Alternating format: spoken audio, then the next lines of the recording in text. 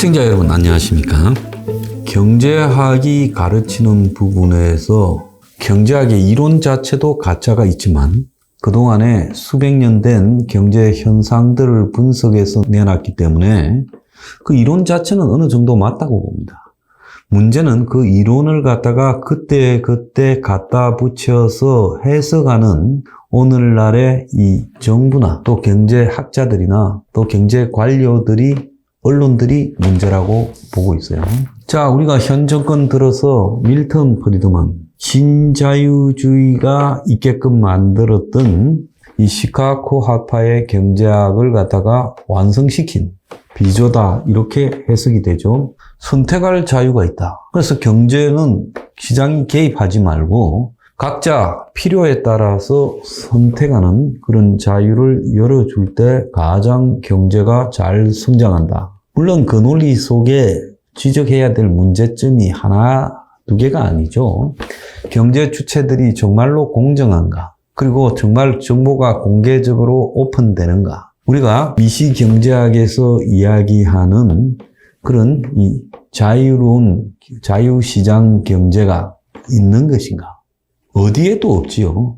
유토피아하고 똑같아요. 세상에 어디서 공정하고 공평하고 자유롭고 모든 정보를 똑같이 소유하고 그 속에서 각자 공정하게 경쟁할 수 있는 시장이란 마켓이라는 게 어디 있습니까? 그런 시장이 있으면 저한테 좀 말해주세요. 자갈치 시장이 그래요. 네?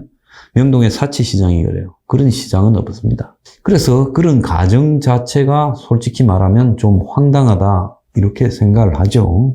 어쨌거나 그런 가정을 인정해준다 치더라도 그런 가정에서 이야기하는 그 원칙들 그걸 갖다가 제대로 지키는가라는 이런 부분을 보면 사실은 안 지켜요. 필요할 때만 선택할 자유를 이야기하죠. 예를 들어서 지금 대한민국의 제일 문제가 되는 집값, 아파트 가격 문제를 한번 봅시다. 자, 아파트 가격이 올라갑니다. 자, 아파트가 한정된 부분, 그러니까 서울 강남이라든지 또 크게 보면 서울이라든지 수도권 서울 인근이라든지 이런 또 지방에도 뭐 부산 해운대 수영이라든지 대구에도 뭐 수성동이라든지 뭐 이런 어떤 잘 나가는 동네에 아파트 가격은 희소 가치로 뛴다 칩시다. 자, 그러면 그걸 투기 대상으로 삼아야 되겠다라는 투기꾼이 이제 끼어들기 시작하며 가수요가 생겨서 더 뛰죠.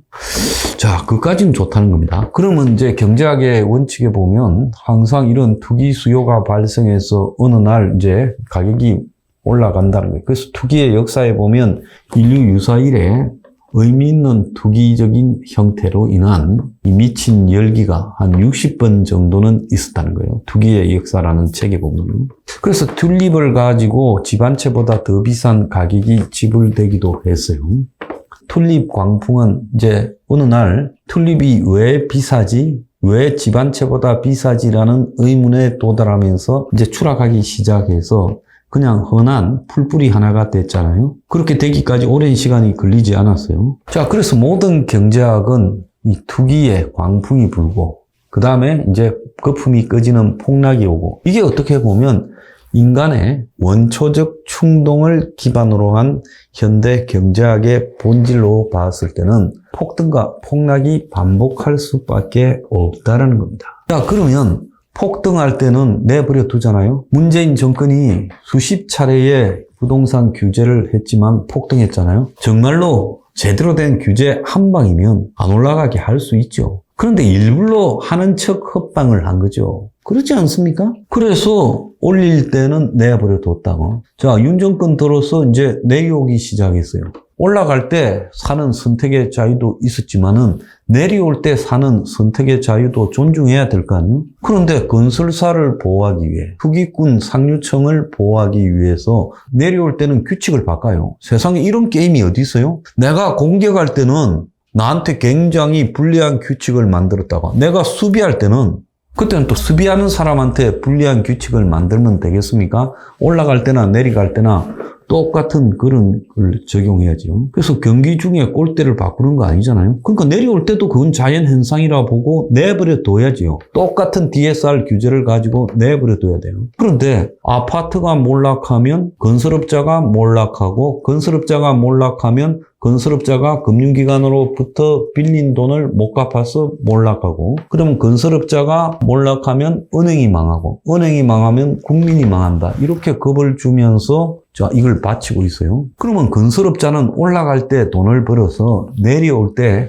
자신의 위험에 대해서 흔히 해지라고 이야기하잖아요. 환해지. 위험을 회피하는 부분을 올라갈 때 번 돈으로 해야 될 거 아니에요? 그래서 올라갈 때 많이 벌었으면 일부를 놔뒀다가 나중에 그 부동산 가격이 내려갔을 때 대비해서 미분양이 발생할 때 대비해서 은행에 나중에 빌린 돈을 못 갚을 때 대비해서 그때 갚기 위한 충당금으로 둬야 될 거 아니에요? 올라갈 때 빼먹은 거는 다 사라지고 내려올 때는 조금만 미분양이 되면 우리 죽었다, 은행 망한다, 국민이 죽는다 이렇게 협박을 합니다. 정권은 그들 말을 들어줘요. 그래서 내려올 때는요, 돈 빌려서 집 사라 그러면서 정부 관련 기관 통해 가지고 그만큼 내려온 게 아니라 다시 올라가고 있다고 바람을 잡고요. 그리고 그런 부분에 대해서 금융규제당국 F4라는 사람들이 그렇게 막 다시 돈을 빌려줄 때 지금 빚이 쌓여서 터지기 직전인데 또 빚을 더 내주면, 그러면 내줄 때 못하게 해야지. 다 내주고 나서 한 분기에 14조가 나갔는데 그러고 난 다음에 이제서 집을 사면 손해를 보게 될 거다라고 한국은행 이창용이가 사후에 이야기하는 게 맞습니까? 이게 말이 안 되잖아. 이뿐만 아니에요. 자, 플랫폼 4차 산업. 최근에 보면 이 비대면 진료가 다 망했다.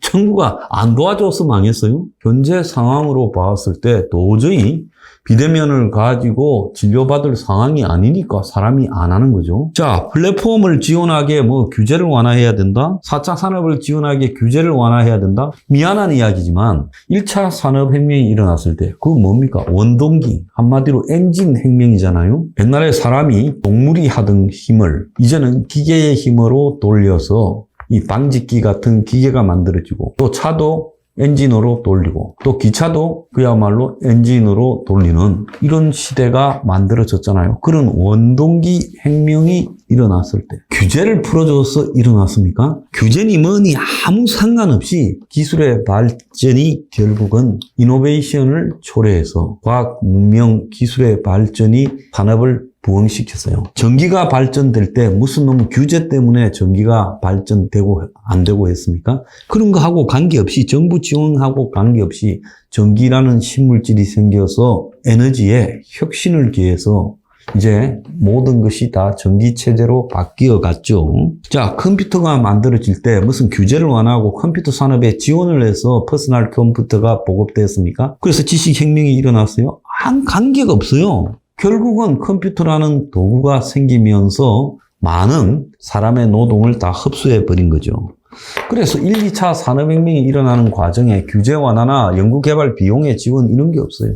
AI가 더해서 자율주행 자동차가, 드론이, 무인 자동차가, 2차 전지가 필요하다면 저절로 그게 시장에 공급이 되면서 흡수해 갈 거예요. 그런데 왜 4차 산업혁명에서는 이런 것을 마치 지원을 해야 이것이 발전될 것처럼 이야기하고 규제 완화 이야기하고, 이게 웃기는 꼬라지라는 겁니다. 1, 2차 산업혁명이 이루어질 때 규제 완화 때문에 이룩됐나요? 한국은 언제까지 아프리카처럼 불균형 성장 전략을 택하고 한데 왕창 몰빵해서 도와주고 특혜를 줘야 경제가 성장합니까? 이제 그런 시대는 끝나버렸잖아요. 세계화 시대에서 무슨 놈의 독점의 특혜, 그리고 규제 완화의 특혜를 제공해줘야 한국이 경쟁력을 가진다고 이야기합니까? 밀턴 프리드만이 선택의 자유에 이렇게 말을 했어요. 아니잖아요. 한국식 불균형 성장 전략은 중국의 덩소평이나 강택민이가 채택할 만큼 계획 경제 역할을 가지고 있는 거죠. 자, 그건 밀턴 프리드만하고 아무 관련이 없는 겁니다. 그리고 요즘 보면 이제 은행이라는 자본주의의 총화에서도요, 폰지 사기가 판을 치고 있어요. 작년에 이제 레고랜드 사태가 벌어지니까 시중에 돈이 씨가 말랐다. 기업들이 현금 유동성 위기에 놓이니까 은행들이 긴장해서 6% 특판했습니다. 놀랄만한 이야기죠. 지금은 이제 그때 받아들인 1년짜리 예금이 이제 만기가 다가오니까 이제 8% 이야기합니다. 그래서 폰지 사기에 용어가 개념이 뭡니까? 사기적으로 수익을 과장해서 투자자를 끌어모은 다음에 그 투자자에서 받은 돈을 이제 앞에 투자자들한테 내꾸는 거.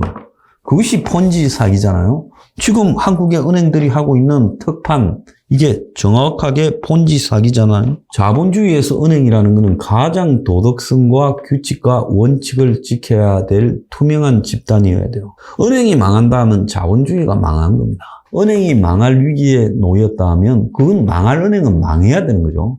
은행에 부도덕함이 있다는 거예요. 그거는 절대로 정부가 이걸 살려줘서는 안 된다. 은행이나 정권사나 보험이나 상호금융이나 이런 것들은 자본주의의 꽃이고 핵심이에요. 그래서 이자라는 부분을 가지고 장사하고 그리고 투기 이익이라는 걸 가지고 장사하고 그리고 사람의 목숨이나 이런 걸 가지고 장사하는 거예요. 그래서 인트리스트라고 부르는 이자가 뭡니까? 이자라는 말의 원래 표현은 시간과 시간 사이를 중개하는 비용이다 뜻이잖아요. 인터, 레스터. 그래서 지금 거를 나중에 받으면 그 사이에 이자라는 것을 얹어서 준다. 자, 이것이 현대 자본주의의 원칙이라면 그러면 이 이자 장사가 망할 수가 없는 거죠. 이 이자 장사가 망했다는 것은 사기꾼이라는 겁니다. 그래서 금융을 살려준다는 논리도 굉장히 문제가 있다는 거예요. 그건 금융이 아니라 사기꾼을 살려준다는 거예요. 어떻게 은행이 망할 수가 있어요?